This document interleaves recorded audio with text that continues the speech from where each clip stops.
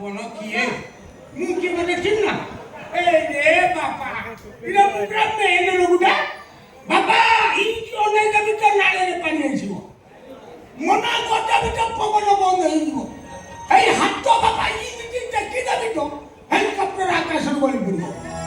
ଦାନ୍ତ ଦେଖେଇଲେ ତ ଦାଣ୍ଡ ଦୁଲୁକି ଯିବ। ମତେ କହିଲେ ମୁଁ କିଏ? ନାଇଁ ମାନେ କଥା କଣ କି ଆମେ ତ ଆଗରୁ କେବେ ଆପଣଙ୍କୁ ଦେଖିଲୁ ଆପଣ ତ ପରିଚୟ ଦେଲେ ତମେ ଜାଣିବୁ କେମିତି ଆପଣ କିଏ ବୋଲି? ମୁଁ ତ ଦେଖେଇ ନାହିଁ ଆଉ ତମେ ଦେଖିବ ମାନେ ପରିଚୟ ଉଣ୍ଡାଇବନି ମାନେ ମୋ ପରିଚୟ ଦେଖାଦେଲି ପରିଚୟ ଆପଣ ଦେବି। ଏବେ ଏବେ ଏଇ ଝିଅଟି ବାହା ହେଇକିରି ଘର ଭିତରକୁ ଗଲା। ମୁଁ ହଉଛି ତାରି ବାପା ମର୍ଦ୍ଦନ ମା। ସାତ ପିଢ଼ି ମା ମୋର ଜମିଦାର। ମୋ ବାପାଙ୍କର ରେଳ ଥିଲା। ହଉ ହଉ ବୁଢ଼ୀ ଏଇଟା ଏଇଟା ପାଟିଲା ବାଳିରେ ସିନ୍ଦୁର ନା ମା ଜାଣୁ ଆମର ସାତ ପିଢ଼ି ଆମର ଜମିଦାର। ମୋ ବାପାଙ୍କର ରେଳ ଥିଲା। ରେଳ? ଛୋଟିଆ କଥା ନା କଣ? ଆଚ୍ଛା ତାମାନେ ଆପଣଙ୍କ ସାନ ଭାଇ ନୀଲୁର ଶ୍ୱଶୁର? ଶ୍ୱଶୁର କଣ କହିଲଣି? ଇରେ ଜନ୍ମ କଲା ବାପା ଠାରୁ ଅଧିକା ବୋଲି କୁହ। ଆଉ ମୋ ଝିଅ କଣ ବଡ଼ ପାତ୍ର ଅଭାବ ହେଇଛି ନା କଣ? ବଡ଼ ପାତ୍ର ଆଜି 700-800 ବଡ଼ ପାତ୍ର ହିଣ୍ଟାଳ ଖାଇଲେ। ମୋ ଲୁହା ଗ୍ରିଲ ଗେଟଟାକୁ ଭାଙ୍ଗିଦେଲେ। ମୋ ଝିଅ ଡାଇରେକ୍ଟ ବାହାରିଲା ମନା କରେ ନାକଚ କରିଦେଲା ମୁଁ ତମକୁ ବାହା ହେବିନି। ମୁଁ ତଥାପି ତାକୁ ବୁଝେଇ ସୁଝେଇ ଗୋଟେ ସୁସ୍ଥ ସବଳିଆ ଟୋକା ମାନେ ମୋ ଭାଇ ସାଙ୍ଗରେ ତାର ବାହାଘର କରିଦେଲି। ମୋ ଝିଅ ବାବା ମଙ୍କୁ ଛାଲା ମୁଁ ତାକୁ ଠେଇକିରି ବାହାଘର କରିଛି ନା ଆଉ ଖବରଦାର ମୋ ଝିଅକୁ ସେମିତି କାହିଁ କିଛି କହିବନି। ଆମେ କିଛି କହିବୁ ସେ ଘର ବୋହୁ। କାହିଁକି ନା ସାତ ପିଢ଼ିରୁ ଆମ ଜମିଦାର ଆଉ ସେ ଜମିଦାର କା ବଚ୍ଚା ତାକୁ ସେମିତି କିଛି କହିବନି। ମା ଜାଣିନୁ ତା ବିଷୟରେ ସେ ପିଲା ବିନା ଟି ଆସିଲେ ବା ନିଏ ଲଗେଇଦେବ। ହେଲା ଆପଣ କାହିଁକି ଏତେ ଦୂର ଆସିଛନ୍ତି? ଏଇଠି ଟିକେ ବସନ୍ତୁ। ଶୁଭା କୁଣିଆଙ୍କ ପାଇଁ ଚା କପି ଆଣୁ। ହଁ ମୁଁ ସାଙ୍ଗେ ସାଙ୍ଗେ ନେଇ ଆସିଛି। ମା ତମର ଚା ପିଉଛ? ଆଜ୍ଞା ମୁଁ ତ ଚା ପିଏନି। ଆମର ଚା ପିଉନା। ଆମ ସାତ ପିଢ଼ି ଜମିଦାର ଆମର ଚା ପିଆ ଅଭ୍ୟାସ ନାହିଁ। ଆଉ କଣ କଫି? ମା କଫି ଯଦି ଆଣିବୁ ଟିକେ ମଲେଇ ମାରିକି ଆଣିବୁ। କାହିଁକି ନା ମଲେଇ ମୋଟା ଚା ନହେଲେ ମୋ କଫି ନହେଲେ ମୁଁ ପିଇବି ନାହିଁ। କିନ୍ତୁ ଆମର ତ ଗରିବ ଘର ଆମେ ସମସ୍ତେ ନାଲି ଚା ଆଉ ଚାଉଳ ଭଜା ଖାଉ। ଏ ଶଳା ଭିକାରୀ ଘରେ ମଣିଷ ପଶିଗଲା ରେ। କଣ କହୁଛନ୍ତି କି ମଉସା? ନାଇଁ ମା ସେ କଥା କହିବା କଥା କରିକି ଚଳେଇଦେବ ଆଉ।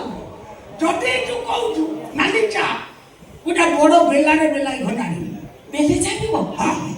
କାହିଁକି ମା ଆମେ ଜମିଦାର ବା ଆମ ସାତ ପିଢ଼ି ଜମିଦାର। ଆଉ ଚାଉଳ ଭଜା? ଚାଉଳ ଭଜା ମୁଁ ଠିକ ନା ଆଣିବୁ ଭଲସେ ଦେବା। ଚାଉଳ ଭଜା ବି ଖାଇବ? କିଛି ନା କିଛି ଚାରେ ପଡ଼େ ତ କଣ କହିଲେ? ଆପଣ କହିଲେ ଆପଣ ଏତେ ବଡ଼ ଲୋକ ପୁଣି ଜମିଦାର ଘର ଆପଣ ବେଲାରେ ଚା ପିଅନ୍ତି? ବାବା ତୁ ଜାଣିପାରିଲୁ ବାବା ଆମେ ସାତ ପିଢ଼ି ଜମିଦାର। ବାପା ମୋ ବୁପାଙ୍କର ରେଳ ଥିଲା। ତମେ ଜାଣିନ ବାପା ଆମେ ଯୋଉଟା କରୁ ଆମେ ସବୁ ବଡ଼ରେ କରୁ। ଏଇ ବଡ଼ରେ ଖାଇବୁ ବଡ଼ରେ ପିଇବୁ ବଡ଼ରେ ଶୋଇବୁ ସବୁଯାକ ତ ବଡ଼। ଆମେ ଛୋଟ ଜିନିଷ ପସନ୍ଦ ନୁହଁ। ପସନ୍ଦ ହବନି ବାପା। କାହିଁକି ବାପା ଜାଣିନ ଆମର ରେଳ ଥିଲା ପରା ମୋ ବାପାଙ୍କର। ହଁ ବାପା ତମେ ଜାଣିଛ ବାପା ଖାଲି ରେଳ ଅଛି ତମେ ଏତେ କଥା କହୁଛ?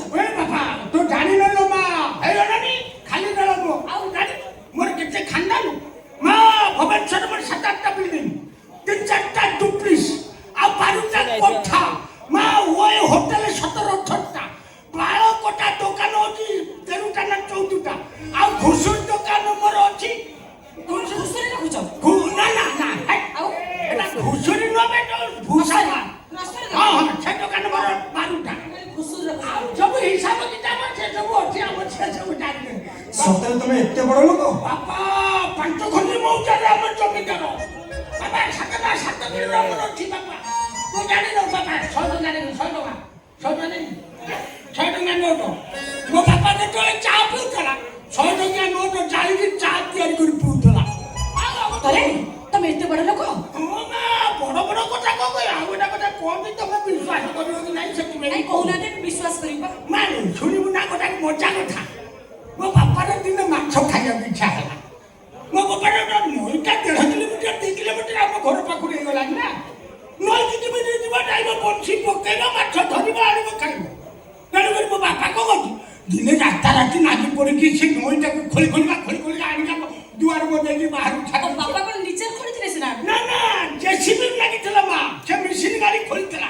ମା ମୋ ବୋପାର ଯୋଉ ଖୋଳାଟା ଦେଖିକି ମାଛ ମାଛ ମାନେ କ'ଣ ଆଉ ଅବସ୍ଥାରେ ଅଛନ୍ତି ନା ସେ ଟୋଟାଲ କେଳେଇ ହେଇଗଲେ ନିଜେ ନିଜେ କେଳେଇ ହେଇ ଲୁଣ ହଳଦୀ ଗୋଳେଇ ହେଇ ସେ ପାଣିରେ ଭାଜି ଭାଜି ଆସି ଆମ ଦୁଆର ମୁହଁରେ ହଲିବେ ମୋ ବାପା ବଂଶୀ ପକେଇବ ଛାଟ ମାରିବ କଡ଼େଇରେ ପଡ଼ିବ ଭାଜିବ ଖାଇବ ଆଉ ସତରେ ତୁମେ ଏତେ ବଡ଼ ଲୋକ ବାପା ଆମ ବଡ଼ ଲୋକ କଥା କାହିଁ କହୁଛୁ ନା ସାତଟା ମୋ ବାପାଙ୍କର ରେଳ ଥିଲା ଆମର 735 ବଖରା କୋଠା ବାବା ଚାକିରି 800 ଚାକିରିଆ ଆଣିକି ଅଛନ୍ତି ଡାଇନିଂ ହଲ୍ ଆଉ ଦେଖିବୁ କେମିତି ବାବା କ୍ରିକେଟ ଖେଳିଲି ଆଉ ରୋଷେଇ ଘରକୁ ତ ପଶେଇ ଯିବୁ ଯଦି ପାର୍ଲିଆମେଣ୍ଟ ଭଳିଆ ନବିଛି ଏଗୁଡ଼ା ପଳେଇଲେ ନା ଏମାନେ କ'ଣ ମୋ ବିଷୟରେ ଜାଣିଦେଲେ ନା କ'ଣ କି ହଉ ବା ଜାଣିଲେ କ'ଣ ଅଛି ଝିଅ ଘର କଥା ଚିନ୍ତାରେ କ'ଣ ଅଛି ମା